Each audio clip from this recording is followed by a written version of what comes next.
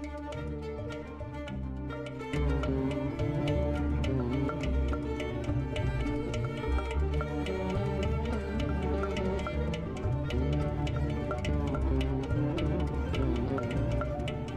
A story. Break a স্টোরির নতুন একটি পর্বে আপনাদের স্বাগত। নানান রকম ছোট বড় গল্প ভাণ্ডার নিয়ে আমরা বাংলা ভাষায় শ্রুতিগল্প নিবেদন করে চলেছি। আজকের গল্প সুচিত্রা ভট্টাচার্যের কাহিনী নিতিন মাসি অবলম্বনে বিষ। গল্পটিতে নিতিন মাসির চরিত্রে রয়েছে অভিনন্দা পাল, লাবণ্য ও মালতী, অনন্যা সেন, অনিমেষ, সায়ন্তন চট্টোপাধ্যায়, পার্থ, সুমন চক্রবর্তী, রুমকি, পূজা দাস, রণজয়, আদিত্য নন্দী, অফিসার ইনচার্জ সুবীর হালদার, অর্ণব সামন্ত, নিরাপত্তারক্ষী সুমন চৌধুরী।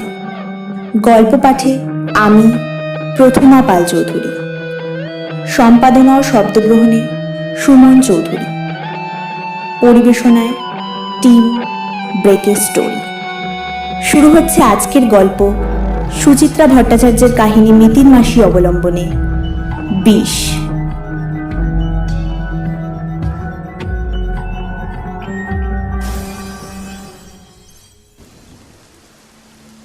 বয়স নেহাত কম নয় মহিলার, অন্তত বছর ৪৫ তো হবেই। মুখেও ভাঙচুর এসেছে টুকটাক, তবু সাজগোজের কি বহর! চোখে গাঢ় আইলাইনার, ঠোঁটে চড়া লিপস্টিক, গালে থুতনিতে ব্লাশনের উৎকট ছোপ, কাঠ ছোঁয়া স্টেপ কাট চুলে সরু সরু সোনালি টান। দামি শিফন শাড়ির সঙ্গে ব্লাউজটিও বিপজ্জনক রকমের সংক্ষিপ্ত। বোঝাই যায় খুকি সাজার চেষ্টায় মহিলার কোনো খামতি নেই। নিতিন এক দৃষ্টে লক্ষ্য করছিল মহিলাকে। শুধু মেকআপই নয়, মহিলার ভাবভঙ্গিও একটু যেন কেমন কেমন। অ্যাপয়েন্টমেন্ট ছাড়াই এসে হাজির হয়েছে ভর সন্ধ্যেবেলা। বলল কি যেন জরুরি দরকার, অথচ টানা ৫ মিনিট সোফায় বসে আছে, মুখে বাক্যটি নেই। ঘাড় ঝুলিয়ে রং করা বুড়ো আঙুলের নখ খুঁড়ছে এক মনে। নার্ভাস বোধ করছে কি নাকি সংকোচ? পোশাকের জেল্লাই বলে দিচ্ছে মহিলা যথেষ্ট পয়সাওয়ালা ঘরের। এই ধরনের মহিলারা যে যে কারণে পেশাদার গোয়েন্দাদের দ্বারস্থ হয় তা মোটামুটি জানে নিতিন। হয় বর বুড়ো বয়সে কারোর সঙ্গে লটঘট চালাচ্ছে, তার পেছনে ফেউ লাগাতে চায়, নয়তো নিজেই কোনো কেচ্ছা বাদিয়ে ফেসে গেছে।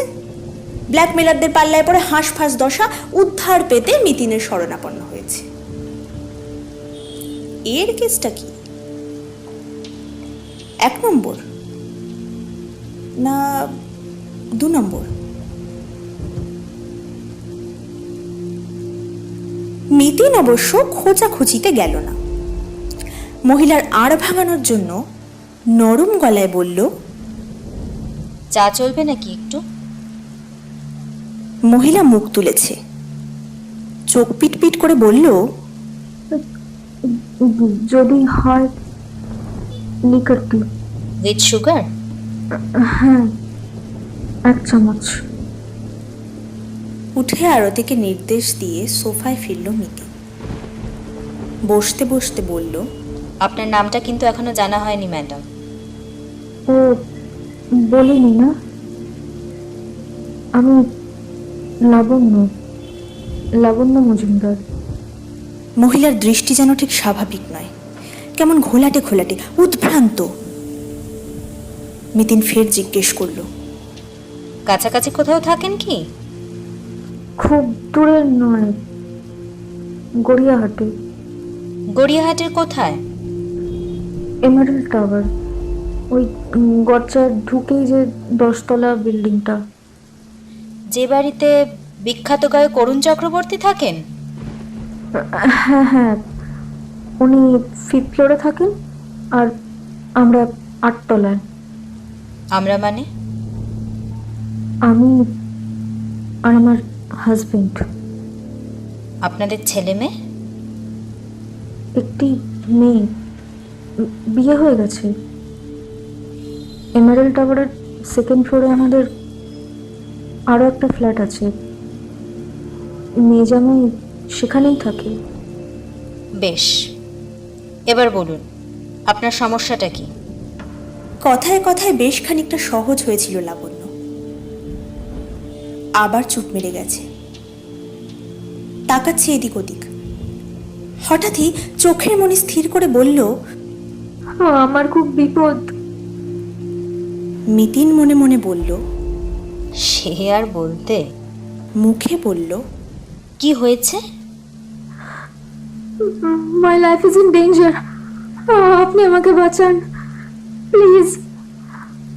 Someone is trying to kill me. মেরে ফেলতে চাইছে? কেন? জানি না, তবে আমাকে স্লো পয়জনিং করা হচ্ছে। আমি আমি টের পাচ্ছি। কিভাবে? আমার স্কিন সব নষ্ট হয়ে যাচ্ছে। দেখুন, দেখুন আপনি, কিরকম র্যাশ বেরিয়েছে দেখুন। আরো অনেক জায়গায় আছে, পায়ে, পেটে, বুকে বাদামি বাদামি ছোপা পড়ছে, ঘাড়ে, গলায়, কপালে। অথচ অথচ 3-4 মাস আগে আমার স্কিন কত সুন্দর ছিল। হঠাৎ এসব কেন হবে বলুন? ঝুঁকে ভালোভাবে নিরীক্ষণ করলো মিতিন। লাবণ্যর হাতে শুকনো হামের মতো গুড়ি গুড়ি দানা ফুটেছে বটে, কিন্তু প্রসাদিত মুখমণ্ডলে ছাপছুপ খুঁজে পাওয়া দায়। মহিলা ম্যানিয়ায় ভুগছে না তো? অতিমাত্রায় রূপ সচেতন মধ্যবয়সী মহিলারা চামড়া টামড়ার ব্যাপারে বড্ড বেশি স্পর্শকাতর থাকে, তিলকে তাল করে ফেলে অনায়াসে। হালকা গলায় মিতিন বলল, শুধু এইসব দেখেই আপনি ধরে নিলেন আপনাকে স্লো পয়জনিং করা হচ্ছে? আরো সিমটম আছে। কিছু খেতে ইচ্ছা করে না, কেমন একটা বমি বমি ভাব, ওয়েট লুজ করছি, চোখ দুটো মাঝে মাঝে কেমন যেন একটু চুলকায়, আর মাঝে মাঝে জলও কাটে। তা এসব তো অনেক কারণেই হতে পারে ম্যাডাম। হঠাৎ বিষের চিন্তাটা আপনার মাথায় এলো কেন? কারণ আমি জানি, কিছুদিন আগে আমি একটা বইতে পড়েছি, ওখানে আর্সেনিক পয়জনিং এর যা যা উপসর্গ লেখা আছে সবকটাই হুবহু আমার সঙ্গে মিলে যায়। ও, এই ব্যাপার। পুঁথি পড়ে ভয়? মিতিনের ঠোঁটের কোণে চিলতে হাসি ফুটে উঠল। অমনি লাবণ্যর নজরে পড়েছে হাসিটা। থরথর উত্তেজনা নিভে গেল দুপ করে। মুখ ফ্যাকাশে সহসা, স্তিমিত স্বরে বলল, বুঝেছি, আপনিও বিশ্বাস করছেন না আমার কথা। কেউই করে না। এই যে কি জ্বালায় আছি আমি। আরতি চা এনেছে। ট্রে থেকে কাপ ডিশ তুলে লাবণ্যকে বাড়িয়ে দিল মিতিন। হাতে নিল লাবণ্য, তবে ডিশের উপর কাপ কাঁপছে তিরতির। মিতিন মৃদুস্বরে বলল, এত নার্ভাস হচ্ছেন কেন মিসেস মজুমদার? বিষ যে আদৌ আপনাকে দেওয়া হচ্ছে সে ব্যাপারে আগে ডেফিনেট হন। ডাক্তার দেখিয়েছেন? আমাদের ফ্যামিলি ফিজিশিয়ান দেখেছেন। ওনার মতে এসব পিগমেন্টেশন নাকি এই বয়সে হয়েই থাকে, আর র্যাশগুলো নাকি কোনো কসমেটিক্স থেকে অ্যালার্জি। একটা মলমও দিয়েছিলেন, লাগিয়েছি, কিন্তু কিচ্ছু কাজ হয়নি। ওষুধ উনি অয়েনমেন্টটাও পাল্টে দিলেন। ভাবুন, উনি আবার ভমিটিং টেন্ডেন্সিটাকেও পাত্তা দিলেন না। একটা লিভার টনিক লিখে দিয়ে ওনার দায়িত্ব শেষ। আর আর চোখের ব্যাপারটা তিনি শুনতেই চাইলেন না, বললেন কোন একটা আই স্পেশালিস্ট দেখাতে। অর্থাৎ ডাক্তারবাবু পয়জনিংয়ের সম্ভাবনাটা মানছেন না, তাই তো? হুম কিন্তু ডাক্তারবাবুর কথায় আপনার আস্থা নেই। হুম তাহলে সেকেন্ড কাউকে দেখাচ্ছেন না কেন? কার কাছে যাব বলুন? কে বিশ্বাস করবে আমায়? বাড়ির বাড়ির লোকে যেখানে আমার কথা হেসে উড়িয়ে দিচ্ছে। বাড়ির লোক মানে কে? হাজবেন্ড? মেয়ে জামাইও আছে। সবার ধারণা এটা নাকি আমার বাতি, অথচ আমি তো বুঝতে পারছি কিভাবে আমার। মহিলার গলা ধরে এসেছে। না, এর মাথা থেকে বিশ্বের ভূত নামানো বেশ কঠিন এখন। 2-1 সেকেন্ড ভেবে নিয়ে মিতিন গুছিয়ে বসল। মুখে একটা ভারিক্কি ভাব ফুটিয়ে বলল, ঠিক আছে, ধরে নিলাম আপনিই ঠিক, কিন্তু পয়জনিং তো ছেলে খেলা নয়, এর সঙ্গে জীবন মৃত্যু জড়িয়ে আছে। অতএব বিষ প্রয়োগের একটা কার্যকারণ থাকবেই। প্রথমে প্রশ্ন আসবে কে বিষ দিচ্ছে, তারপর দেখতে হবে কেন দিচ্ছে, এবং সব শেষে গিয়ে বের করতে হবে কিভাবে দেওয়া হচ্ছে, তাই তো? লাবণ্য ঢক করে ঘাড় নাড়ল। আগে তাহলে বলুন, কাকে আপনার সন্দেহ হয়? লাবণ্য চুপ, ঢোক গিলছে। কি হলো বলুন। সম্ভবত আমার হাজবেন্ড। মিতিন খুব একটা চমকালো না। এরকমই একটা উত্তর যেন সে আশা করেছিল। নিরুত্তাপ স্বরে বলল, কিন্তু কেন তিনি আপনাকে বিষ দেবেন? তা আমি জানি না। আপনি মারা গেলে ফিনান্সিয়াল ব্যাপারে তার কি কোনো লাভবান হওয়ার সম্ভাবনা আছে? না, তার নিজেরই অনেক টাকা। আমি তো প্লেন একটা হাউসওয়াইফ। আপনার বাপের বাড়ির তরফের কোনো সম্পত্তি? নেই।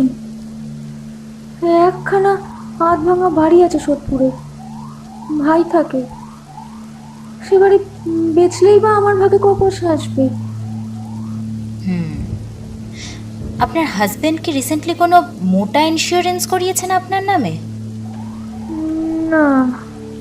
তার সম্প্রতি কি অন্য কারোর সঙ্গে কোনো সম্পর্ক? মনে হয় না, আমার অন্তত জানা নেই। অর্থাৎ অ্যাপারেন্টলি তাকে সন্দেহ করার কোনো কারণ নেই, অথচ আপনি তাকেই সাসপেক্ট করছেন। কেন? ইদানিং ওর ব্যবহারটা না আমার প্রতি কেমন বদলে গেছে। কীরকম? ফ্র্যাঙ্কলি বলবো? অবশ্যই। আমি আর অনিমেষ অনেকটা ডিফারেন্ট টাইপের। আমি মানুষের সাথে মিশতে ভালোবাসি, ক্লাবে টাবে যাই, বন্ধুদের সাথে একটু হই হুল্লা করি। আর আর অনিমেষ যেন কাজ ছাড়া কিছুই বোঝে না। ও ও আমার লাইফস্টাইল একদম পছন্দই করে না। আমার ওই সারাক্ষণ কাজ নিয়ে পড়ে থাকাটা একদম ভালো লাগে না। ব্যাঙ্গালোরে আমাদের মধ্যে এ নিয়ে অনেক ফাটাফাটিও হতো। ভয়ঙ্কর তেতো হয়ে গিয়েছিল আমাদের এই সম্পর্কটা। কিন্তু ফেব্রুয়ারিতে রুমকির, মানে আমাদের মেয়ে বিয়ে হয়ে যাওয়ার পর ও যেন একটু বেশি মনোযোগী হয়ে উঠেছে। খুব সফটলি কথা বলে, একটু চটে না। আর ঝগড়াঝাটি তো প্রায় নেই বললেই চলে। এগুলো অস্বাভাবিক না? নিশ্চয়ই তলে তলে কোনো মতলব আছে, নয়তো কেন এরকম করবে? একদমই ঠুনকোযুক্ত। মাথা স্ক্রুপচি সত্যিই ঢিলে আছে মহিলার।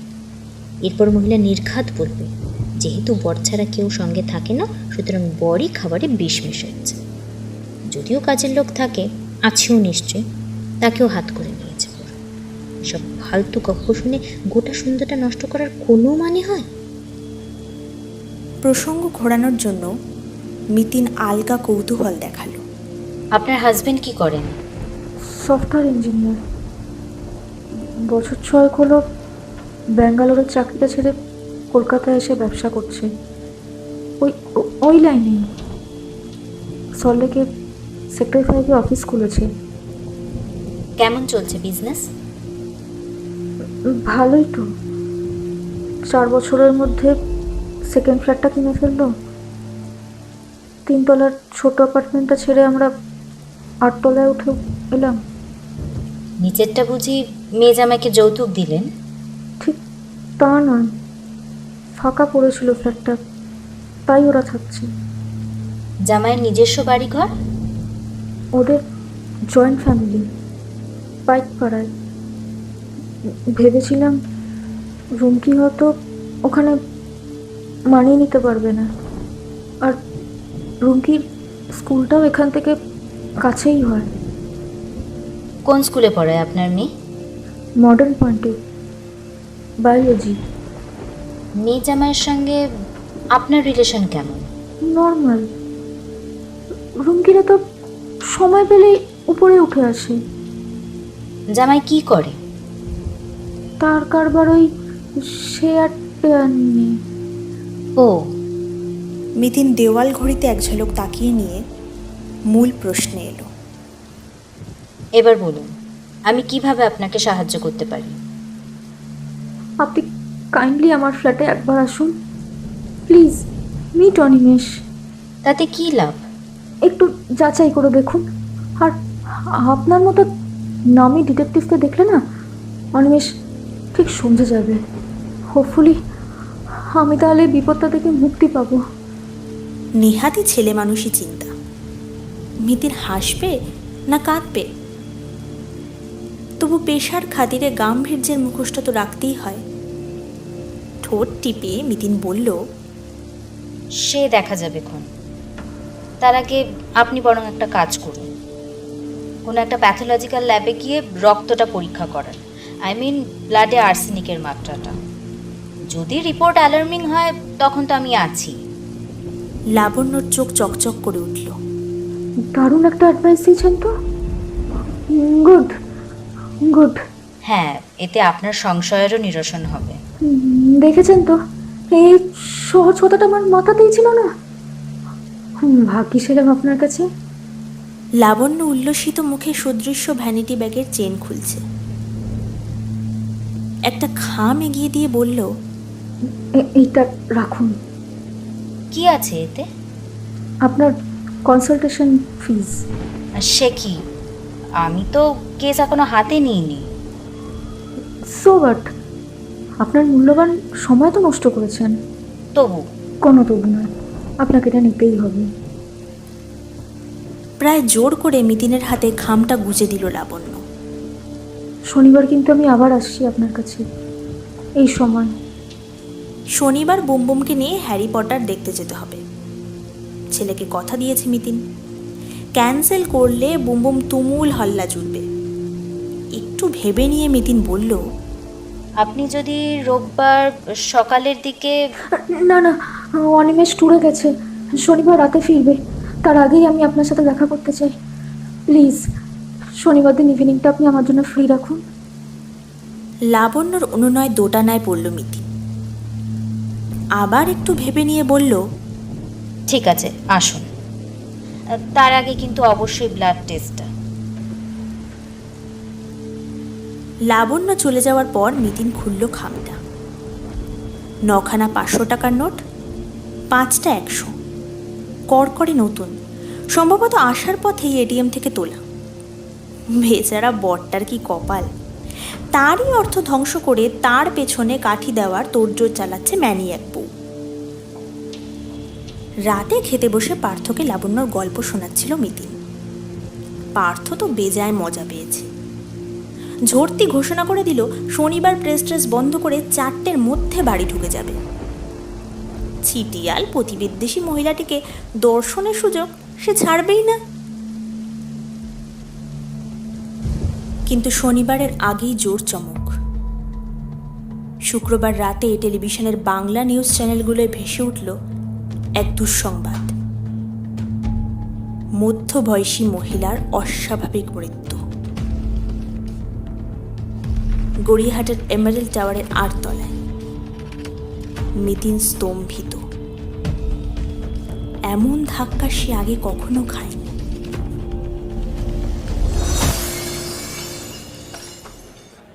10টা নাগাদ থানায় ঢুকল মিতিন। অফিসার ইনচার্জ সুবীর হালদারকে ফোন করাই ছিল। মিতিনকে দেখেই তার পুলিশি গলা গমগম। আরে ম্যাডাম যে, আসুন আসুন আসুন আসুন, আমি তো আপনার জন্য ধূপধুনো জেলে বসে আছি। আমার সৌভাগ্য। লাবণ্য দেবের বডি কি পোস্টমর্টমে চলে গেছে? হ্যাঁ হ্যাঁ, এতক্ষণে বোধহয় পুলিশ মর্গ থেকে বেরিয়ে কাঁটা পুকুরের টেবিলে। পিএম রিপোর্ট কবে পাচ্ছেন? মঙ্গলবার কিংবা বুধ। কিন্তু কি ব্যাপার কি বলুন তো ম্যাডাম, কাল রাত্রিরে ফোন, আজ সকালে। মহিলা কি আপনার চেনা জানা? একেবারে অপরিচিত আর বলি কি করে। ভদ্রমহিলা এই বুধবারই তো আমার কাছে এসেছিলেন। তাই নাকি? বলছিলেন ওকে নাকি স্লো পয়জনিং করা হচ্ছে। ইন্টারেস্টিং। তবে জানেন তো ম্যাডাম, কাল আমিও কিন্তু স্পটে গিয়ে গন্ধটা পেয়েছি। জরুর ডাল মে কুছ কালা হ্যায়। কীরকম? Apparently suicide case madam. নিজের বিছানায় হাত পা বেঁকিয়ে পড়ে আছে, মুখে গ্যাঁচলা, কিন্তু ওদিকে আবার ড্রয়িং রুমের টেবিলে আধ গ্লাসের উপর হুইস্কি। আত্মহত্যার আগে কেউ অতটা মাল ফেলে রেখেছে বলুন? টেনশনে তো ঢকাস করে পুরোটা খেয়ে নেবে।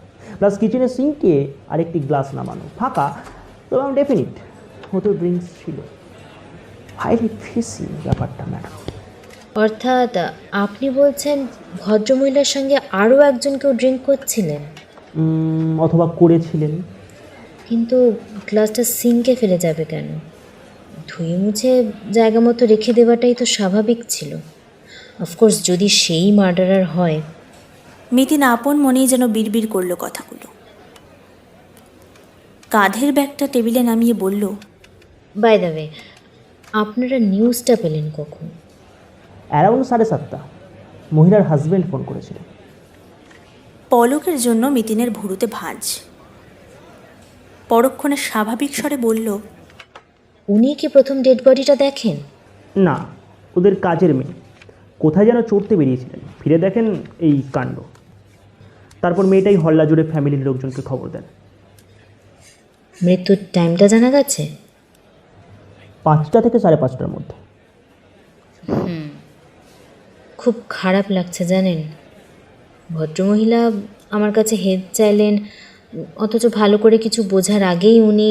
তাই বুঝি মর্মপীড়ায় ভুগছেন ম্যাডাম? একদম ঠিক। এখন আপনাদের পাশাপাশি আমিও একটা ইনভেস্টিগেশন চালাতে পারলে মানসিক শান্তি পাই। অফকোর্স আপনাদের কোঅপারেশনও দরকার। দেখুন ঘাঁটাঘাঁটি করে। তবে ম্যাডাম, আপনার ওই লাবণ্য মজুমদার সম্পর্কে রিপোর্ট কিন্তু খুব খারাপ। স্বভাব চরিত্র নাকি মোটেই সুবিধে ছিল না মহিলা। যদ্দূর খবর পেয়েছে অত্যন্ত ফাস্ট লাইফ লিড করতো। রেগুলার ক্লাব পার্টি, হাঁসের মতো মালটানা, রাত দুপুরে বের হয়ে ঘোরাই এখনকার মেয়েরা বুঝে নিত ম্যাডাম। 48 বছর বয়সে কচি ছেলে ধরার জন্য চোখ চোখ ঘুণের সৌরভ একেবারে মম। এই টাইপের মহিলার এই ম্যাডাম বেঘরে মরে। তা বলে কেউ ওকে মেরে ফেলবে এটাও নিশ্চয়ই মেনে নেওয়া যায় না। Of course not. হোমসাইড প্রমাণ হলে আমরাও কোমর বেঁধে লাগবো বলছি। হুইস্কি আর গ্লাস দুটো আমরা ফরেন্সিকে পাঠিয়ে দিচ্ছি। পিএম রিপোর্টটাও হাতে আসুন। সুবীরের সঙ্গে 2-4টে কথা বলে উঠে পড়ল মিতিন। সকাল থেকে বেশ মেঘ করেছে আজ।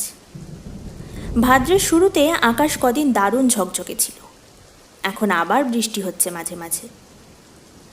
রাস্তা নেমে মিতিন দেখে নিল ব্যাগের ছাতাটা আছে কিনা।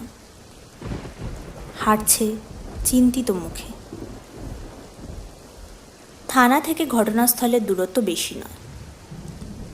মিনিট 10-এর মধ্যে মিতিন পৌঁছে গেল এমারেল্ড টাওয়ারে। খাড়া 10তলা আবাসনটির গেটে নিরাপত্তারক্ষীর বেজায় কড়াকড়ি। বহিরাগতদের নাম, ঠিকানা, গন্তব্য লিখে ঢুকতে হয়। রীতিপ্রকরণের বেড়াটুকু টপকিয়ে মিতিন যখন লাবণ্যদের ফ্ল্যাটে বেল বাজালো, ঘড়ির কাঁটা তখন 11টা ছুঁয়েছে। দরজা খুলেছে এক মাঝবয়সী পুরুষ। সাদা মাটা বিশেষত্বহীন চেহারা, চোখে চশমা, মাথায় উস্কো খুস্কো কাঁচা পাকা চুল, পরনে পাজামা পাঞ্জাবি, মুখে একটা দিশেহারা ভাব। ভদ্রলোক প্রশ্ন করার আগেই মিতিনী সপ্রতিভ স্বরে বলে উঠল, নমস্কার, আমার নাম প্রজ্ঞা পারমিতা মুখার্জি, থার্ড আই থেকে আসছি। আপনি নিশ্চয়ই মিস্টার মজুমদার, আই মিন লাবণ্য দেবীর হাজবেন্ড? আবার মিডিয়া? কাল রাত থেকে তো অনেক হলো, এবার একটু ছাড়ান দিন না প্লিজ। ভুল করছেন স্যার, আমি মিডিয়ার লোক নই, আমি একজন পেশাদার গোয়েন্দা। ও, তাই এখানে কি চাই? জাস্ট 2-4টে প্রশ্ন ছিল, যদি কাইন্ডলি একটু সময় দেন। আসলে 3 আগে লাবণ্য দেবী আমার কাছে এসেছিলেন তো। লাবণ্য আপনার কাছে গেছিল কেন? সেটা নিয়েই তো আলোচনা করতে চাইছিলাম। জানি খুব অসময়ে এসেছি, লাবণ্য দেবীর এখনও ক্রিমেশন হয়নি, তবু 2-4 সেকেন্ড থমকে রইল অনিমেষ। একটু বুঝি জরিপও করল মিতিনকে। ভারী গলায় বলল, আসুন। লিভিং রুমখানা বিশাল, বিদেশি সোফা সেট, পুরু কার্পেট, কোণে রাখা স্ট্যান্ড ল্যাম্প, বড়সড় ঝাড়বাতি, নামী আর্টিস্টদের পেন্টিং, মহার্ঘ পর্দা আর তামা ব্রোঞ্জ পিতলের ছোট বড় শোপিস থেকে ঠিকরে বেরোচ্ছে বৈভবের দ্যুতি। তবে ঘরের অঙ্গসজ্জা যেন সম্পদের সঙ্গে মানানসই নয়, একটু বা ছন্ন ছাড়া। অন্তত তেমনটাই মনে হলো মিতিনের। অদূরে প্রকাণ্ড ডাইনিং টেবিল, রান্নাঘরের একটা অংশও যেন দেখা যায়। বন্ধ কাচের দরজার ওপারে ব্যালকনিও দৃশ্যমান। স্প্লিট এসি মৃদু মৃদু ঠান্ডা ছড়াচ্ছে হলে। কাচের সেন্টার টেবিলে আলগা চোখ বুলিয়ে মিতিন বলল, লাবণ্য দেবী আমাকে মিট করেছিলেন বুধবার। সম্ভবত আপনি তখন কলকাতায় ছিলেন না। হ্যাঁ, হায়দ্রাবাদে গিয়েছিলাম, বিজনেস ট্যুর। উনি আজ বিকেলে আবার আমার কাছে যাবেন বলেছিলেন, আর আপনার বোধহয় আজ রাতে ফেরার কথা। কাজ মিটে গেল তাই চলে এলাম। কেন বলুন তো? লাবণ্য দেবীর আপনার বিরুদ্ধে কিন্তু একটা অভিযোগ ছিল। আপনি নাকি ওকে... বুঝেছি, স্লো পয়জনিং করছিলাম তাই তো? ওর মাথাটা ইদানিং একেবারেই গিয়েছিল। আমারও অবশ্য লাবণ্য দেবীকে খুব নর্মাল লাগেনি, তবে শনিবার মানে আজ আমার কাছে সেকেন্ড ভিজিটের আগেই দুম করে উনি মারা গেলেন। এটা কি একটু মিস্টিরিয়াস লাগে না? দাঁড়ান দাঁড়ান, আপনার ইঙ্গিতটা আমি বুঝেছি। শুনুন, আমার স্ত্রী ছিল সাইকিক পেশেন্ট, মুঠো মুঠো ডিপ্রেশনের ওষুধ খেত সে। বিশ্বাস না হয় আমাদের ফ্যামিলি ফিজিশিয়ান ডক্টর সেনগুপ্তকে জিজ্ঞেস করে দেখবেন। আপনারা কেন যে রহস্য খুঁজছেন জানি না, তবে যারা লাবণ্যকে কাছ থেকে দেখেছে তারা এক বাক্যে বলবে, ডিপ্রেশনের ঝোঁকে কিছু একটা খেয়ে আত্মহত্যা করা তার পক্ষে মোটেই অস্বাভাবিক নয়। অর্থাৎ আপনি শিওর লাবণ্য দেবী সুইসাইড করেছেন? আর কি হতে পারে? পুলিশ কিন্তু ফ্ল্যাটে 2টো গ্লাস পেয়েছে, একটা হুইস্কি ছিল, একটা ফাঁকা। কথাটায় হঠাৎই থম মেরে গেল অনিমেষ। খানিক পরে নিচু গলায় বলল, দেখুন, আপনার কাছে সে গিয়েছিল বলেই বলছি। আমার স্ত্রী ছিল অ্যালকোহলিক, ইনফ্যাক্ট মদের নেশাই তার মানসিক রোগের কারণ। ফ্ল্যাটে যখন তখন সে বোতল খুলে বসে যেত, হয়তো কালো। কিন্তু সিঙ্কে ফাঁকা গ্লাস গেল কি করে? বলতে পারবো না, তবে নেশার সময় তো তার হুঁশ থাকতো না। একটা গ্লাস রেখে এসে আর একটা গ্লাসে হয়তো ড্রিঙ্কস ঢেলেছে। কি যে পাগলামি করতো আর কি করতো না, তার সব কিছু আপনাকে বলতে পারবো না। এই মুহূর্তে বলাটা শোভনও নয়। শুধু একটা কথাই বলতে পারি, she was not at all normal. Slow পয়জনিংয়ের আতঙ্কটা তবে সেই অস্বাভাবিকতারই লক্ষণ। অবশ্যই। কে তাকে মারতে যাবে বলুন? কেন মারবে? কি হবে মেরে? ওই আতঙ্কটা কাটানোর জন্য আমি ওকে একটা রক্ত পরীক্ষা করতে বলেছিলাম, আর্সেনিক টেস্ট। বৃহস্পতি শুক্রের মধ্যে রিপোর্টটা এসে যাওয়ার কথা। রিপোর্টটা আনা হয়েছিল কিনা বলতে পারেন? না, আমি তো ব্যাপারটা জানিই না। তবে পুলিশ কাল তন্ন তন্ন করে সব খুঁজছিল, পেলে তো নিয়েই যেত। তা অবশ্য ঠিক। আর একটা কোয়েশ্চেন, লাবণ্য দেবীর মৃত্যুর খবরটা যখন পান তখন নিশ্চয়ই আপনি অফিসে? হ্যাঁ, 11টা নাগাদ ফিরলাম হায়দ্রাবাদ থেকে।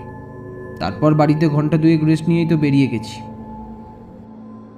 তখন লাবণ্য দেবী কি করছিলেন? ঘরেই ছিল, আয়নার সামনে বসে কি সব মাখছিল মুখে। তার মানে তখনও উনি নর্মাল মুডে? জানি না, এত জেরা করছেন কেন? অনিমেষ হঠাৎই অস্থির, কবজি উল্টে ঘড়ি দেখে বলল, আপনি এখন আসুন তো, বাড়িতে ভিড় হয়ে যাওয়ার আগে আমাকে খানিকক্ষণ একা থাকতে দিন। সরি। মিতিনও উঠে দাঁড়ালো। দরজার দিকে যেতে গিয়ে ঘুরে তাকিয়ে বলল, আপনার মেয়ে জামাই কি বডি আনতে গেছেন? আরও অনেকেই আছে সঙ্গে, আমার শ্যালক প্লাস কয়েকজন বন্ধু, রিলেটিভ। আপনাদের কাজের মেয়েটিকে দেখলাম না তো, সে কোথায়? মালতী, সম্ভবত নিজের ঘরে। তার সঙ্গে একটু কথা বলা যায়? ওকেও জ্বালাবেন? আমার সার্ভেন্টস রুমে বাইরে থেকেও ঢোকা যায়, বেরিয়ে বাঁ সাইডে দরজা আছে, সেখানে নক করুন। অনুগ্রহ করে মাথায় রাখবেন, পুলিশ ওকে যথেষ্ট হ্যারাস করেছে। She is in state of শক। সত্যিই যেন ঘাবড়ে আছে মালতী, মুখে প্রায় কথা ফুটছে না। মিতিন পুলিশের লোক নয় জেনে খানিকটা যেন আশ্বস্ত হলো 20 বছরের স্বাস্থ্যবতী মেয়েটি। ছোট্ট সরু তক্তপোষে বসতে বলল মিতিনকে। প্রায় আসবাবহীন ঘর, বেটে একখানা আলমারির মাথায় আয়না আর সাজগোজের নানান সরঞ্জাম। আলনায় ঝুলছে জামা কাপড়, সস্তার নয়, সালোয়ার কামিজগুলো বেশ দামি। মিতিন কোমল গলায় বলল, তুমি নার্ভাস হয়েও না, ভেবেচিন্তে আমায় খালি 2-4টে উত্তর দাও। কাল তুমি কখন দেখলে উনি মারা গেছেন? আমি প্রথমটা বুঝিনি উনি বেঁচে নেই। ঘরে ঢুকে পেছন দরজাটা দিয়ে ওদিকে গেছি, দেখি মামি কেমনভাবে পড়ে আছে বিছানায়, কষবে ফেনা গড়াচ্ছে। সঙ্গে সঙ্গে ভয় পেয়ে দিদি জামাইবাবুকে ফোন করলাম, ওরাই এসে বলল। ওরা দেখেই বুঝে গেল লাবণ্য দেবী মারা গেছেন? না, দিদি তো প্রথমে মামির হাতটা দিকে নাড়ি দেখলো, সঙ্গে সঙ্গে মুখটা কেমন হয়ে গেল দিদি। বলল সর্বনাশ, বডি তো ঠান্ডা। তারপর? দিদি সঙ্গে সঙ্গে ফোন করেছে ডাক্তারবাবুকে। জামাইবাবু আর মামাবাবু দুজনেই এসে পড়ল 10-15 মিনিটের মধ্যে। ডাক্তারবাবু পরীক্ষা টরীক্ষা করে বলল অনেকক্ষণ আগেই নাকি মরে গেছিল। উনিই তো মামাবাবুকে বলল পুলিশে খবর দিন, মৃত্যুটায় নাকি গন্ডগোল আছে। মামাবাবুর তো কি করুণ দশা, কত করে ডাক্তারবাবুকে বলল, পুলিশের ঝামেলায় গিয়ে কি লাভ, জানেনই তো মাথার গোলমাল ছিল। তবুও ডাক্তারবাবুটা কিছুতেই সার্টিফিকেট দিলেন না।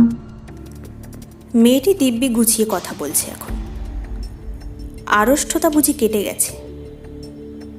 মিতিন চোখ কুঁচকে জিজ্ঞেস করলো, আচ্ছা মালতী, তোমার কি মনে হয় তোমার মামির মাথায় কি সত্যিই গোলমাল ছিল?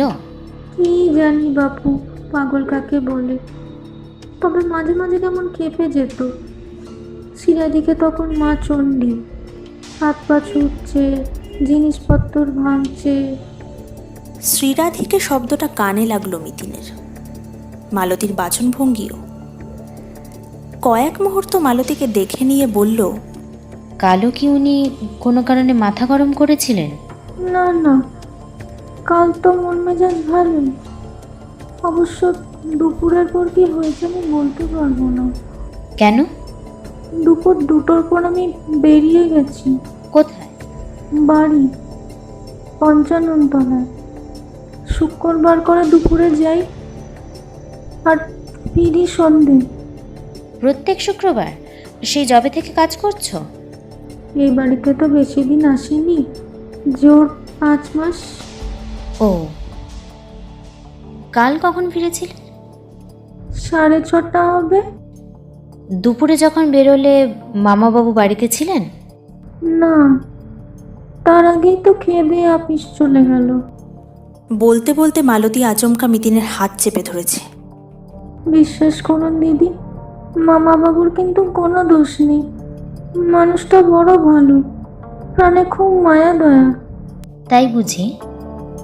মিতিন ঝলক চোখ বোলালো আলনায়, খানিক তির্যক সুরেই বলল, তোমার ড্রেসগুলো ভারী সুন্দর। কে দিয়েছে? তোমার মামাবাবু?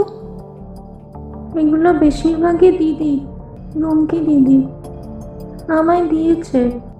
ও আচ্ছা। পুলিশ মামাবাবুকে খুব জেরা করেছে দিদি, আমাকেও। আপনারা একটু দেখবেন। মিতিনকে সম্ভবত খবরের কাগজের লোক বলে ধরে নিয়েছিল মালতী। ভুলটা না ভাঙিয়ে মিতিন বেরিয়ে এলো। লিফটে নিচে নেমে এসে গেটের সামনে ট্যাক্সি ধরেছে।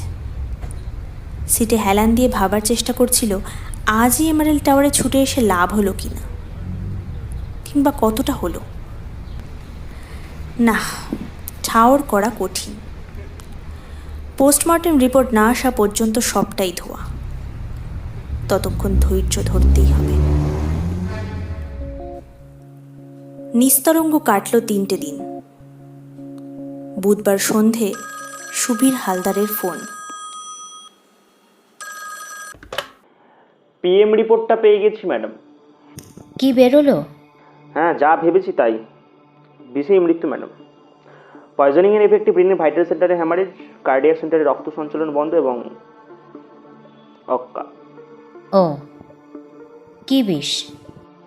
আর্সেনিকই হবে ম্যাডাম, হুইস্কিতে মেশানো ছিল, হেভি ডোজ। কিন্তু আর্সেনিকে কি ওভাবে গ্যাঁজলা বেরোয়? ওসব নিয়ে আপনি ভাবুন ম্যাডাম। গ্লাসের গায়ে 2 রকমের ফিঙ্গারপ্রিন্টই মিলে গেছে। একটা লাবণ্য দেবীর আর 2 নম্বর টাকার ধরতে পারলেই কাম ফতে। কাল সকালেই বাড়ি মেম্বারদের হাতের ছাপ নিয়ে নেব। কে জানে কেঁচো খুঁড়তে গিয়ে কি কেউটে বেরোয়। মিতিনের ষষ্ঠেন্দ্রিয় বলছিল কেসটাকে বোধহয় বেশি সরলীকৃত করে ফেলছে সুবীর। তবে তর্কাতর্কিতে গেল না মিতিন। অনুরোধের সুরেই বলল, একটা কথা বলি, ভিসেরা রিপোর্টটার জন্য ওয়েট করলে হতো না? বিষের নেচারটা তাহলে অ্যাকিউরেটলি জানা যেত। অসম্ভব, আমি একটা দিনও নষ্ট করতে রাজি নই। এমনিতেই তো দেখছেন ম্যাডাম, মিডিয়া সারাক্ষণ পুলিশকে তুলছে আমরা নাকি গদাইজ করি, চালে হাঁটি, কোনো কমেন্ট নই। ঠিক আছে ঠিক আছে, জানো বাড়ি। তবে কাল সন্ধে। কেন বলুন তো? ভাবছিলাম ফ্যামিলির লোকগুলোকে আর একবার বাজিয়ে দেখি, আপনারই কাজে সুবিধে হবে। আগেও তো দেখেছেন, পুলিশি কেসে ইনভলভড হলেও আমি কোনো ক্রেডিট দাবি করি না। সুতরাং সুনাম হলে তাও তো আপনাদেরই। বেশ, দিলাম একটা বেলা, করুন পণ্ডশ্রম। টেলিফোন রেখে গুম হয়ে বসে রইল কিছুক্ষণ মিতিন।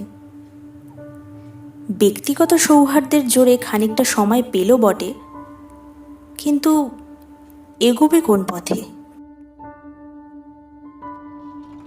আবার এমারেল্ড টাওয়ার, এবার 8 তলা নয়, 3 তলায়। ভাদ্রের ভ্যাপসা দুপুর তখন সবে গড়িয়ে গড়িয়ে বিকেলে পৌঁছেছে। ঘড়ির কাঁটায় পাক্কা 120 ডিগ্রি। বেশ কয়েকবার ফ্ল্যাটের বেল বাজাতে হলো মিতিনকে।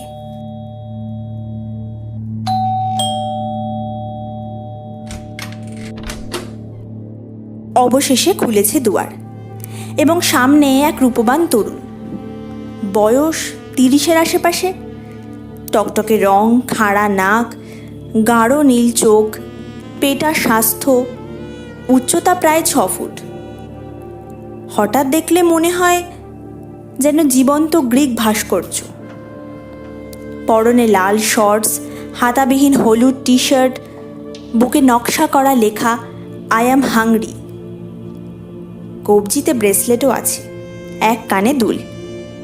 এই নব্য যুবাটি তবে রণজয়, লাবণ্য দেবীর জামাতা। দরজার পাল্লায় একটা হাত রেখে দাঁড়িয়ে আছে রণজয়। মিতিনকে এক টুকরো মেয়ে পটানো হাসি উপহার দিয়ে বলল, ইয়েস প্লিজ।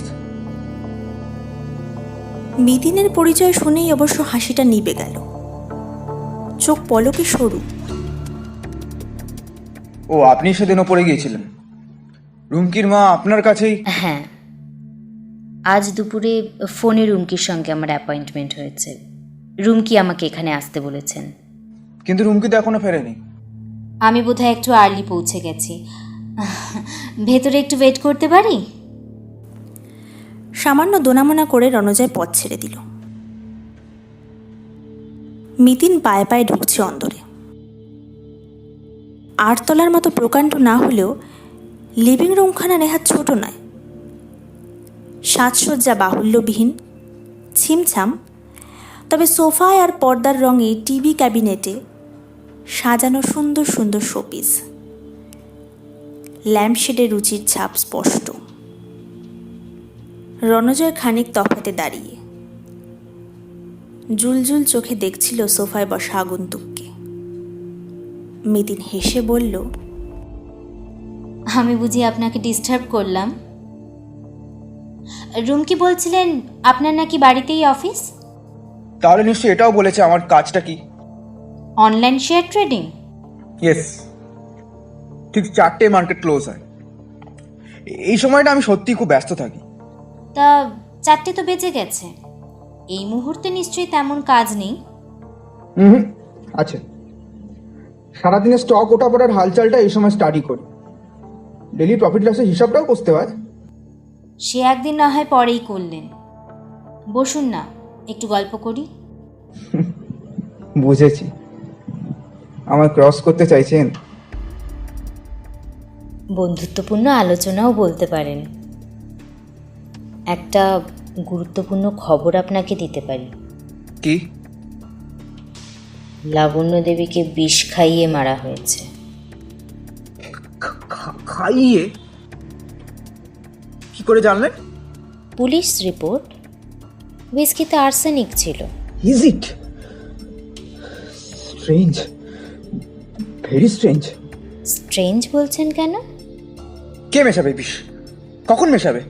কেন, দুপুর 2টোর পর থেকে তো উনি একাই ছিলেন। যে কেউ গিয়ে ওই কাজটি করতে পারে। পুলিশ তো কাউকেই ছেড়ে কথা বলে না।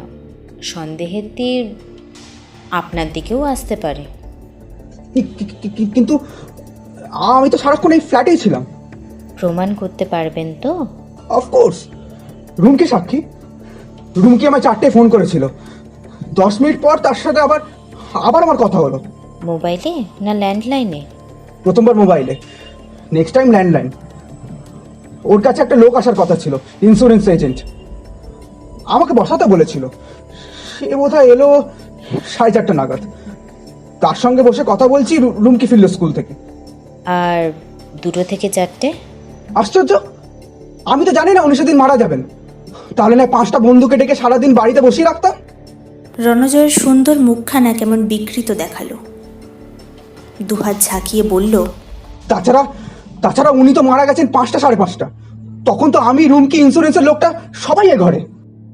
বটেই তো। আসলে আপনি কাছাকাছি থাকেন বলেই প্রশ্নটা মাথায় এলো। কাছাকাছি মানে? What do you mean? আহা, এক্সাইটেড হচ্ছেন কেন?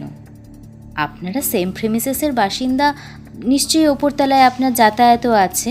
তো দুপুরে কাজকর্ম ফেলে আমি তার ঘরে বসে ড্রিঙ্ক করব? আমি তো বলিনি আপনি ড্রিঙ্ক করছিলেন, জাস্ট একটা সম্ভাবনা। কিসের সম্ভাবনা? আমি গ্লাসে বিষ মিশিয়েছি কেন? লাবণ্য মজুমদার মারা গেলে আমার কি লাভ? সরি, আমি কিন্তু আপনাকে হার্ট করতে চাইনি। কাছাকাছি তো অনেকেই থাকে। রুমকির বাবা, মালতী, এরা এবার বাদ যাচ্ছে কেন? লাবণ্য মজুমদার তো স্লো পয়জনিংয়ের ব্যাপারে নাকি হাজবেন্ডকে সন্দেহ করতেন। ডোন্ট ওয়ারি, আমাদের সবই স্মরণে আছে। তবে পুলিশ ডিটেকটিভদের কাছে সকলেই সাসপেক্ট। আমাদের নজরটাই বাঁকা কি না? যাকগে ওসব কথা, এবার সত্যি সত্যি গল্প করি। আপনি এক্সাইটমেন্ট খুব ভালোবাসেন, তাই না? এমন অনুমানের কারণ? আপনার শেয়ার মার্কেটে ইন্টারেস্ট দেখে মনে হলো। ভুলে যাচ্ছেন, এটাই এটাই আমার রুটি রুজি। হয় ভালো রোজগারপাতি? শুনেছি এতে ভীষণ রিস্ক, 2 টাকা এলে 10 টাকা বেরিয়ে যায়। টাকা তো আসা যাওয়ার জন্যই। হু কেয়ারস?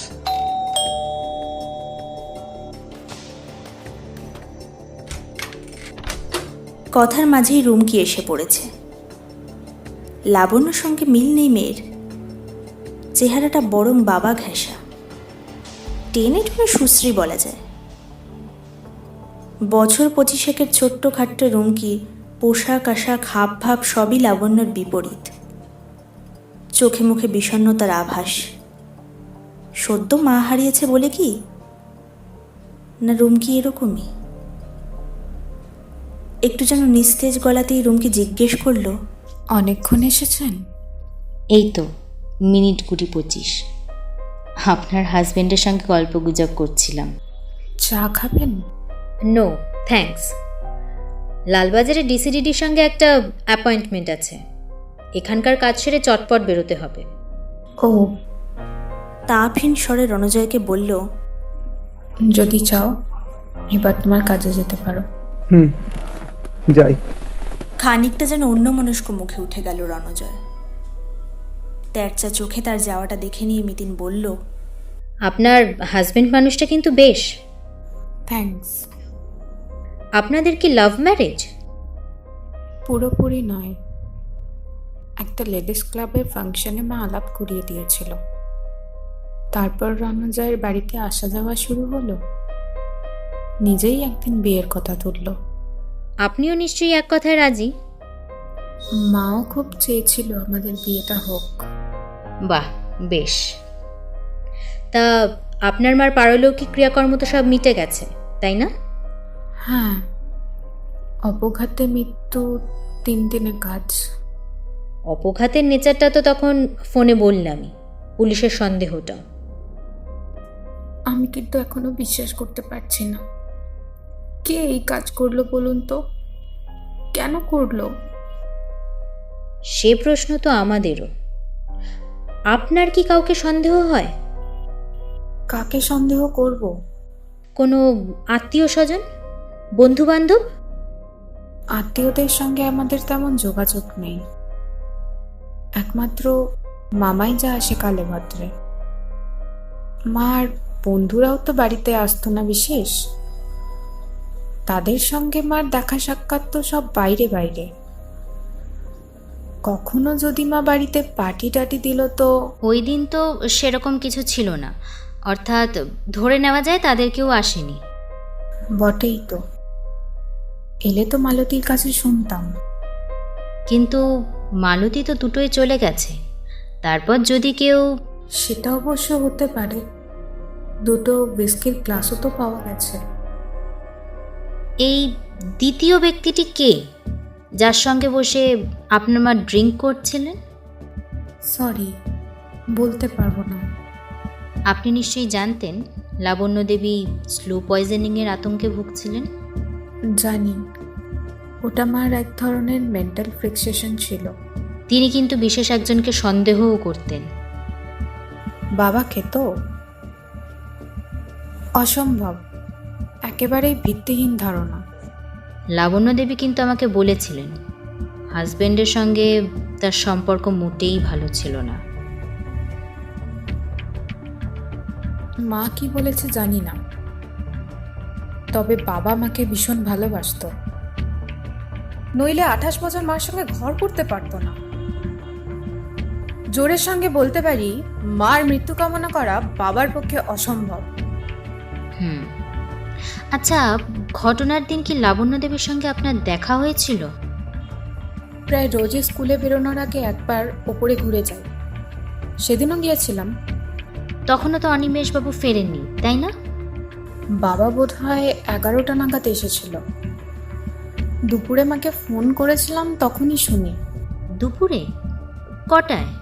স্কুলে টিফিন টাইমে, ধরুন 1:45। রোজই বুঝি দুপুরে ফোন করতেন? না, মাঝে মাঝে, তবে শুক্রবারটা করতাম। মালতী দুপুরে চলে যায় তো, তাই। সেদিন মালতী তখনও ছিল? হ্যাঁ, মা বলল এবার বেরোবে। ও, তা বিকেলে তো আর মার কাছে যাননি, একেবারে সন্ধেবেলায়? মালতীর ডাক পেয়ে গিয়ে মার হাতটা ধরতেই ঝটকা খেয়ে গেলাম। দেখি একদম ঠান্ডা হয়ে গেছে। এবং তক্ষুনি আপনারা ফোন টোন শুরু করলেন? হ্যাঁ, আমার ফোন পেয়েই বাবা এসে গেল, তারপরে পরেই ডাক্তারবাবু। অনিমেষবাবু নিশ্চয়ই খুব ভেঙে পড়েছিলেন। এ কি আর বলার অপেক্ষা রাখে? এলোই তো প্রায় উদ্ভ্রান্তের মতো, ছুটতে ছুটতে বোধহয় 10-12 মিনিটের মধ্যেই। তাই? ওকে, আপাতত আর কিছু জানার নেই। মালতীকে এখন নিশ্চয়ই ওপরে পাবো। এখন ওপরেও যাবেন? যাই একবার, দু একটা ছোটোখাটো ব্যাপার জানার ছিল। মিতিন উঠে দরজার দিকে এগোলো।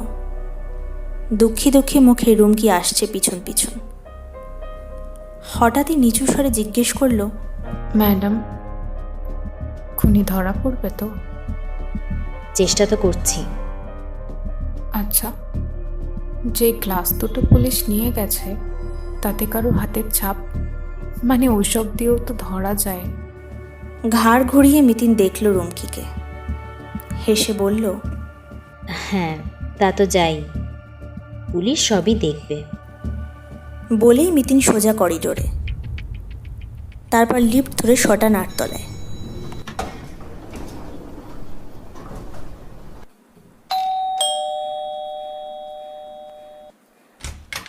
ফাঁকা ফ্ল্যাটে টিভি দেখছিল মালতী।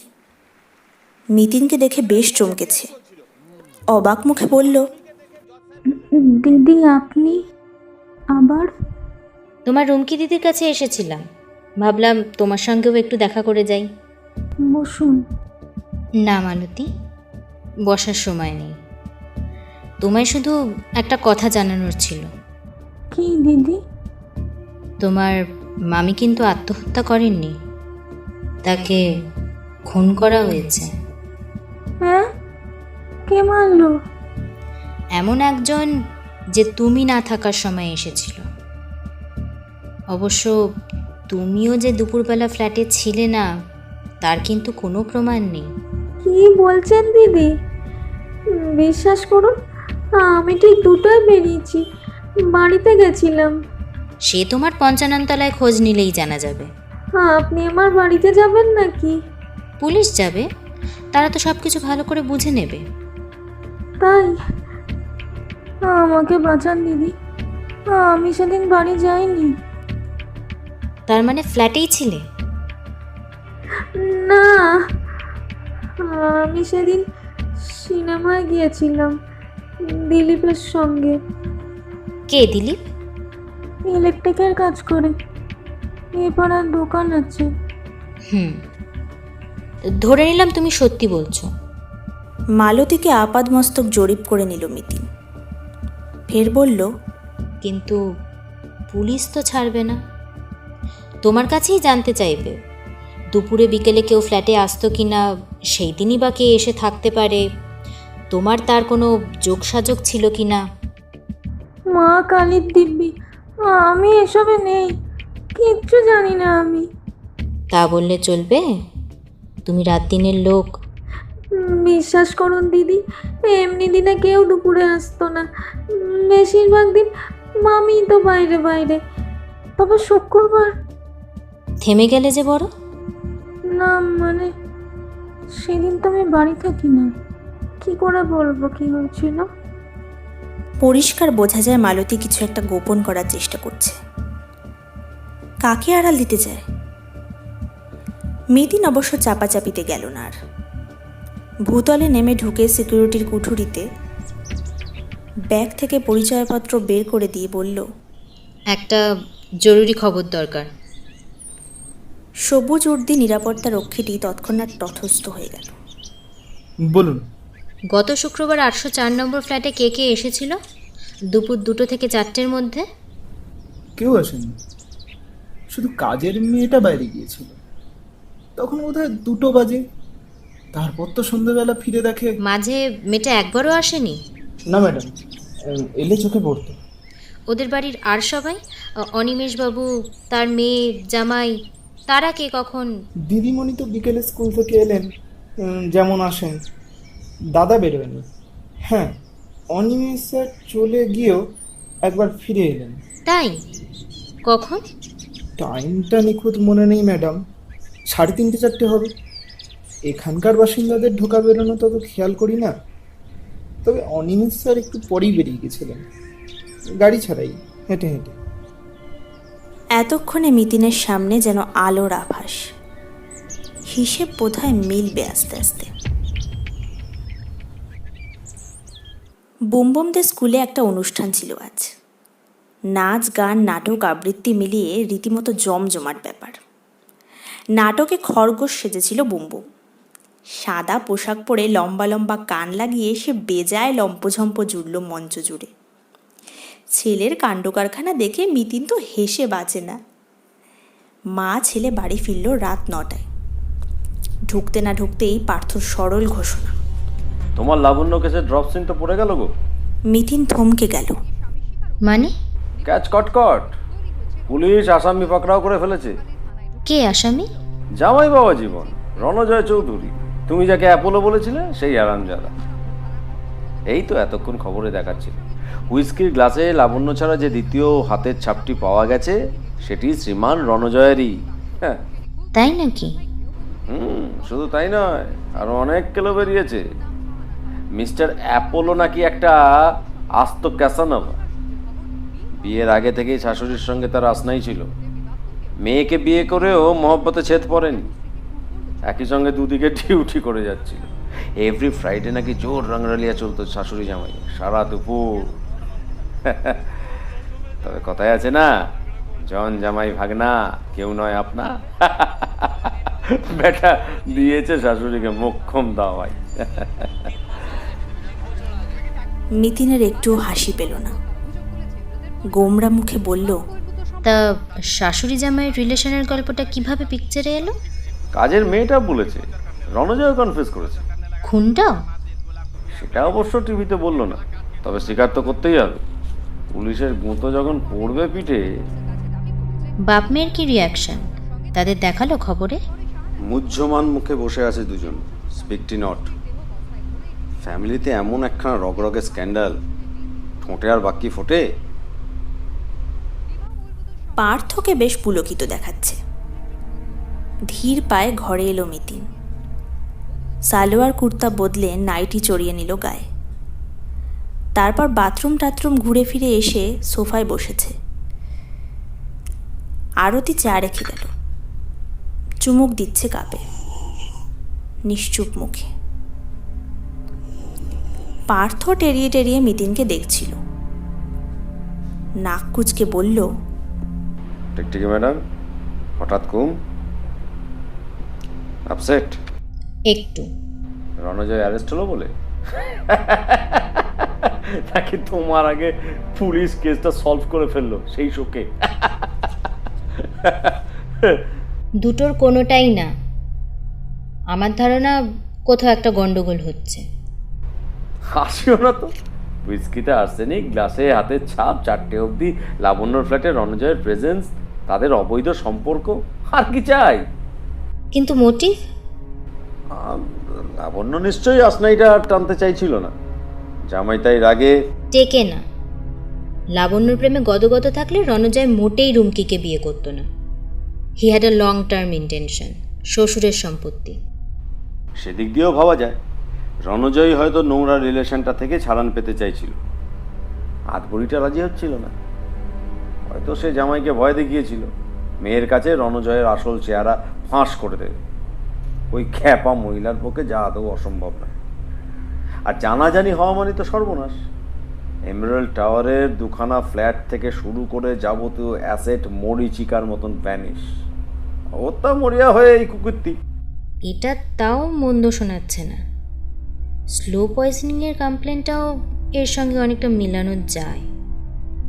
তবু এমন একটা বোকামি, আর্সেনিক মেশানো হুইস্কিটা ওভাবে ফেলে রেখে গেল। গ্লাস ধুয়ে জায়গা মতো রেখে দিলে তো সুইসাইড ছাড়া আর কিছুই ভাবা যেত না। এই সিলি ভুলগুলো করে বলেই না ক্রিমিনালরা ধরা পড়ে। আর তোমরা ঠিকঠিকিরা তাদের ঘেঁটি পাকড়ে করে কমবে খাও আর কি। যা খুশি বলতে পারো, আমি কিন্তু কনভিন্সড নই। এখনো বেশ কয়েকটা ফাঁক আছে, দুই একটা কোইন্সিডেন্সও ভারী অদ্ভুত। যেমন এই, তুমি এখনো লাবণ্য দেবীর হাজবেন্ডকে ধরে বসে আছো নাকি? আমি কাউকেই ধরে নেই, আবার কাউকে ছাড়ছিও না। বুঝেছি। পার্থ চা শেষ করে সিগারেট ধরিয়েছে। লম্বা ধোয়া ছেড়ে বলল, এমন অবশ্য হতেই পারে লোকটা জামাইকে ফাঁসিয়ে নিজে পাঁকাল মাছের মতন পিছলে গেল। এই অনিমেষবাবু যেন কখন আবার ওই এসেছিল এমারেল্ড টাওয়ারে? According to his last statement around 4:45। 10-20 minute এদিক ওদিকও হতে পারে, সিকিউরিটির লোক সঠিক টাইম বলতে পারছে না। তাহলে তো সন্দেহ থাকেই। অফিস গিয়েও সে আবার ফিরেছিল কেন? বলছে খুব টায়ার্ড ছিল, অথচ নিজের ফ্ল্যাটে না ঢুকে গাড়ি রেখে পার্কে গিয়ে বসে রইল। ক্লাসে কিন্তু তার হাতের ছাপ পাওয়া যায়নি। রাইট, ওইখানেই তো কেসটা গুলিয়ে যাচ্ছে। কেন মিছিমিছি মগজকে স্ট্রেস দিচ্ছ? ছাড়ো না। বলেই মিতিন ঠোঁট কামড়ে 2-1 সেকেন্ড ভাবল কি যেন, তারপর মোবাইলে চেনা নাম্বার টিপছে।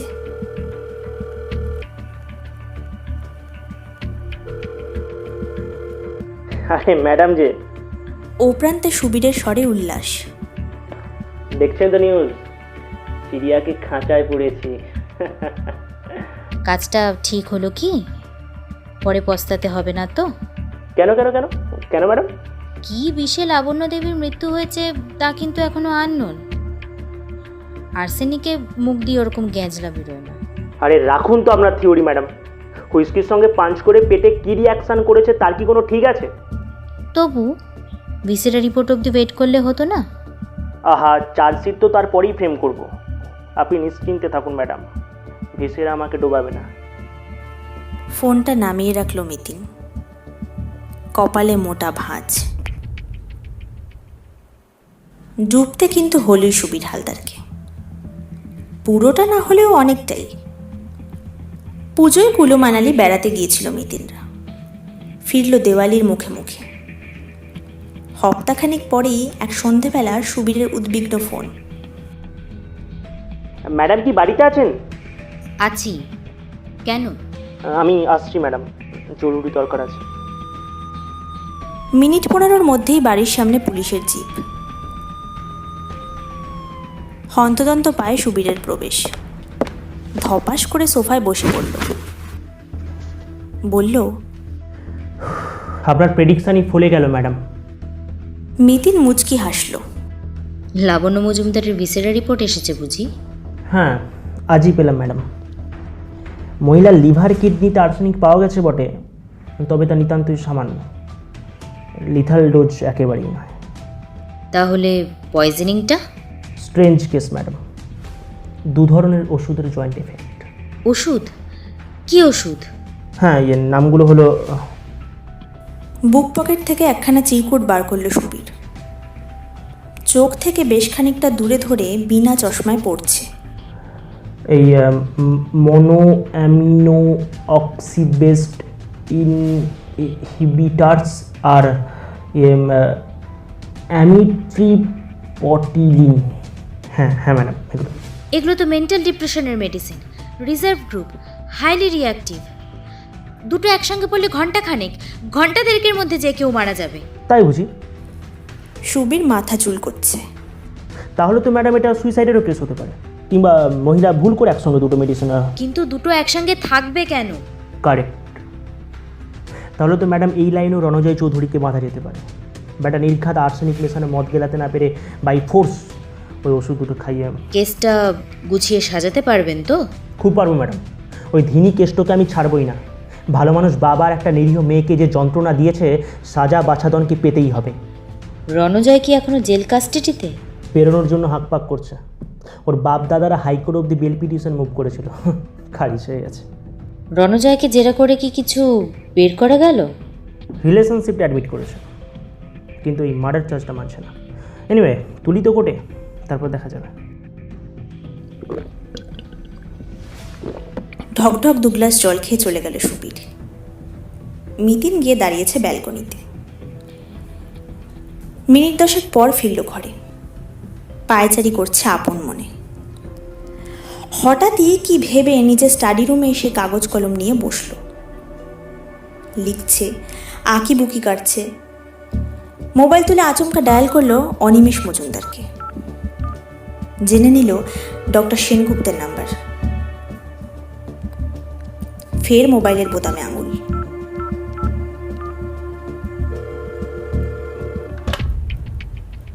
হ্যাঁ, পেল লাবণ্যর ডাক্তারকে। কথা সেরে অফ করে দিল ফোন। মাথা রাখলো টেবিলে। ঘাড় গুজে বসে আছে মিতিন। বসেই আছে। বাসস্টপ থেকে রুমকিকে দেখতে পেল মিতিন। স্কুল গেট পেরিয়ে এগিয়ে আসছে মন্থর পায়ে। জীবন্ত এক বিষাদ প্রতিমা যেন। ছোট ছোট ছেলেমেয়েরা কলকল করছে চারপাশে। কোনো দিকেই ভ্রুক্ষেপ নেই রুমকির। এমনই উদাস, এমনই সন্তপ্ত। কাছে গিয়ে মিতিন মৃদু স্বরে ডাকল, রুমকি। চমকেছে মেয়েটা। অবাক মুখে বলল, আপনি এখানে? আপনার কাছে স্কুল ছুটির জন্য অপেক্ষা করছিলাম। দরকার আছে কোনো? এমারেল টাওয়ার তো কাছেই, চলুন না এগোতে এগোতে কথা বলি। পড়ন্ত বেলা। হেমন্তের পেলব রোদ্দুর মায়া বিছিয়েছে পথে। টুপটাপ ঝরছে শুকনো পাতা। বাতাসে হালকা শিরশিরে ভাব। হাঁটতে হাঁটতে মিতিন নিচু গলায় বলল, আপনাকে একটা গল্প শোনাবো বলে এসেছি। এক দুঃখী মেয়ের কাহিনী। হঠাৎ? এমনি ইচ্ছে করছে। গল্পটা বোধহয় আপনার চেনা চেনা লাগবে। বুনতে গিয়ে যদি কোথাও ফাঁক ফুকর আসে, আপনি শুধরেও দিতে পারেন। নেহাতি মধ্যবিত্ত এক তরুণীর বিয়ে হয়েছিল এক ব্রাইট কম্পিউটার ইঞ্জিনিয়ারের সঙ্গে, স্রেফ রূপের জোরে। বিয়ের বছর 1.5-2 পর তাদের একটি মেয়ে হলো। তারপর থেকেই মহিলা যেন কেমন বদলে যেতে থাকলো। তার বর সাফল্যের পেছনে হন্যে হয়ে ছুটছে, রোজগার করছে এনতার, বউকে স্বাচ্ছন্দ্য আর বিলাসের উপকরণ কিনে দিচ্ছে রাশি রাশি। কিন্তু বউয়ের জন্য খরচ করার সময় তার নেই। স্বামীর সাহচর্য না পেয়ে পেয়ে এক চোরা বুভুক্ষা থেকে মহিলার মধ্যে জন্ম নিল এক অদ্ভুত বিকৃতি। স্বাভাবিক ঘরোয়া জীবন আর তার পছন্দ নয়। তার চাই নিত্য নতুন উত্তেজনা, চাই নেশা, চাই উদ্দামতা, ক্লাব, পার্টি, পুরুষ মানুষ। একটু একটু করে সে চলে গেল স্বামীর হাতের বাইরে। নিজের মেয়ের দিকেও সে আর ফিরে তাকায়নি। মা নয়, সেই মেয়েটাকে নিয়েই আমার গল্প। কি গল্প? বলছি তো। মেয়েটা এদিকে আস্তে আস্তে বড় হচ্ছে। তার একদিকে কাজ পাগল বাবা, অন্যদিকে তুমুল উশৃঙ্খল মা। দুজনের মাঝখানে পড়ে সে একা, ভীষণ একা। শামুকের মতো একটা খোলের মধ্যে নিজেকে গুটিয়ে রাখে সে। বন্ধু বান্ধবদের সঙ্গেও মিশতে পারে না। কলেজ টলেজ পাশ করে মেয়েটা মোটামুটি একটা চাকরি জুটিয়ে ফেলল। ডুবে থাকতে চাইল অন্য দুনিয়ায়। এমনই এক সময় মেয়েটির জীবনে এলো এক অনিন্দকান্তি পুরুষ। তার মাই পরিচয় করিয়ে দিল ছেলেটার সঙ্গে। নেহাতি সাদামাটা চেহারার অন্তর্মুখী মেয়েটা স্বপ্নেও ভাবেনি এমন একটি রূপবান পুরুষ আসবে তার জীবনে। ছেলেটা তার প্রতি সামান্য আগ্রহ দেখাতেই সে পাগলের মতো ভালোবেসে ফেলল তাকে। আর বিয়ের প্রস্তাব পেয়ে তো আত্মহারা। বেচারা তখন গুনাক করেও টের পায়নি গোটা ঘটনাটাই একটা সাজানো ছক। তার মা চেয়েছিল মেয়ের সঙ্গে বিয়ে দিয়ে ছেলেটাকে পুরোপুরি কবজায় রাখতে, আর ছেলেটার টার্গেট ছিল তার সকল শ্বশুরের সম্পত্তি। যাই হোক, বিয়ের পর দিব্যি চলছিল শাশুড়ি জামাইয়ের লীলা খেলা, তবে বাইরে বাইরে। নতুন একটি মেয়ে কাজে লাগার পর বাড়িতেই শুরু হয়ে গেল পূর্তি। কাজের মেয়েটা সপ্তাহে একদিন দুপুরে বেরিয়ে যায় ঠিক সেই সময়টায়, কিন্তু কপাল খারাপ, কাজের মেয়েটা একদিন কী কারণে যেন বেরিয়েও ফিরে এলো। গোপনে দেখে ফেললো সমস্ত কীর্তিকলাপ। ব্যাস, খবর পৌঁছে গেল মেয়ের কানে। অমনি আগুন জ্বলে উঠল তার বুকে, প্রতিহিংসা। ঘেন্না তো মাকে সে করতই, এবার স্থির করলো একেবারে শেষ করে দেবে। শুরু হলো পরিকল্পনা মাফিক আর্সেনিক পয়জনিং। কেমিস্ট্রির ছাত্রী সে, জানে চায়ের সঙ্গে কতটুকু করে মেশালে মা ধিকি ধিকি মরবে, কিন্তু কাকপক্ষীটিও টের পাবে না। তা সেই মতোই চলছিল। তবে বিধি বাম, আচমকা এক বই পড়ে মার মনে দ্বন্দ্ব জাগল। সেকো বিষের লক্ষণ কেন ফুটে উঠছে দেহে? মেয়ের বিয়ে হয়ে যাওয়ার পর স্বামী যে নতুন করে তাদের সম্পর্কটা গড়ে তুলতে চাইছে, এটা মা বুঝলই না। উল্টে স্বামীর সহৃদয় ব্যবহার তাকে সন্দিগ্ধ করে তুলল। মানসিক রোগী বলে ডাক্তারও যখন তাকে তেমন আমল দিল না, সে ছুটল ডিটেকটিভের কাছে। ডিটেকটিভ মাকে রক্ত পরীক্ষা করাতে বলেছে জেনেই মেয়ে প্রমাদ গুনল। সর্বনাশ, এবার তো চক্রান্ত ধরা পড়ে যাবে। আর সময় নষ্ট করল না মেয়ে। প্ল্যান মাফিক শুক্রবার স্কুলে যাওয়ার আগে মার কাছ থেকে প্যাথোলজিক্যাল ল্যাবরেটরির রসিদটা চেয়ে নিল। রিপোর্টটা সে নিজেই আনবে। দুপুরে জানলো বাবা হঠাৎ ফিরে এসেছে। বাবার অবর্তমানেই কাজটা শেষ করার ইচ্ছে ছিল তার, কিন্তু তখন আর পিছনের উপায় নেই। স্লো পয়জনিংয়ের ব্যাপারটা জানাজানি হয়ে যাবে যে। অতএব পুরনো পরিকল্পনা মতোই 4টে বাজার মিনিট কয়েক আগে ফোন করল নিজের ফ্ল্যাটে। বর তখন 8 তলায়, ধরল না। সঙ্গে সঙ্গে বরকে মোবাইলে ফোন, বলল লোক আসবে, তাকে বসাও।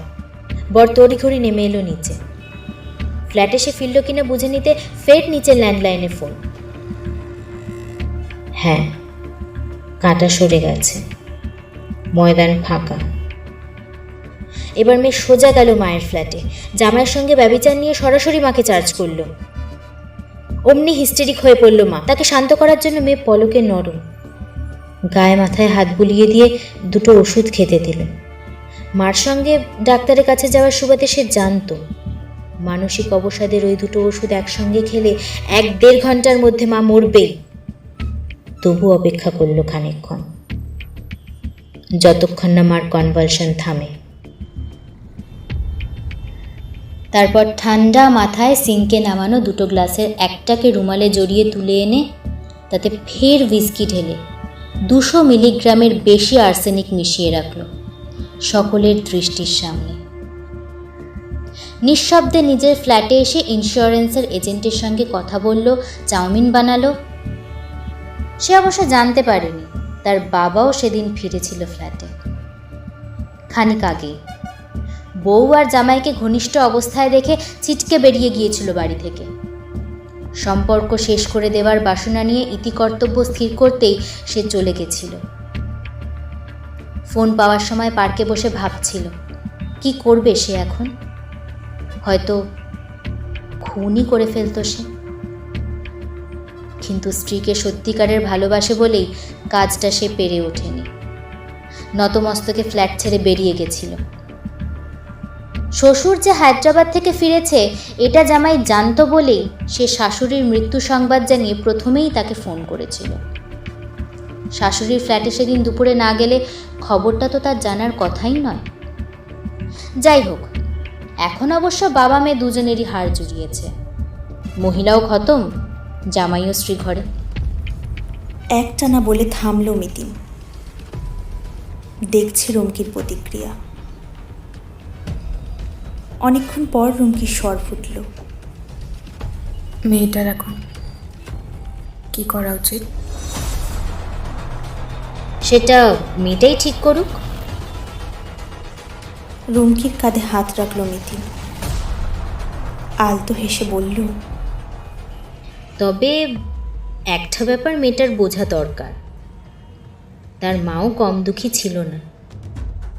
যৌবনে স্বামীসঙ্গ না পেয়ে সে এই ধরনের বিকৃতির মধ্যে ডুবে গেছিল। সে ছিল সম্পূর্ণ মানসিক ভারসাম্যহীন, নেশাগ্রস্ত এক বিপদগামী নারী। তাকে হত্যা করাটাকে মেয়েটার বিবেক সায় দেবে কিনা, নাকি মেয়েটাকে সারা জীবন দগ্ধে দগ্ধে মারবে, তা আমি কি করে বলবো বলো রুমকি? এটুকু বলতে পারি, নিজে সারেন্ডার না করলে মেয়েটাকে কোনো দিনই ধরা যাবে না। নিঝুম হয়ে শুনল রুমকি, নিঃশব্দে অতিক্রম করল বাকি পথটুকু। এমারেল্ড টাওয়ারের গেটে পৌঁছে নির্জীব চোখে একবার দেখল মিতিনকে, তারপর চলে গেল পায়ে পায়ে।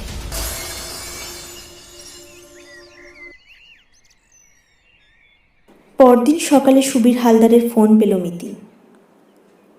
এমারেল্ড টাওয়ারে আবার এক অস্বাভাবিক মৃত্যু।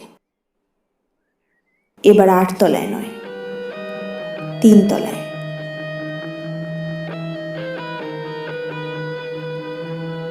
ঘুমের ওষুধ খেয়ে আত্মহত্যা করেছে রুমকি।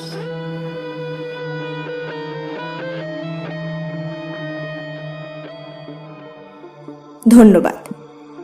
এতক্ষণ শুনছিলেন সুচিত্রা ভট্টাচার্যের কাহিনী মিতিন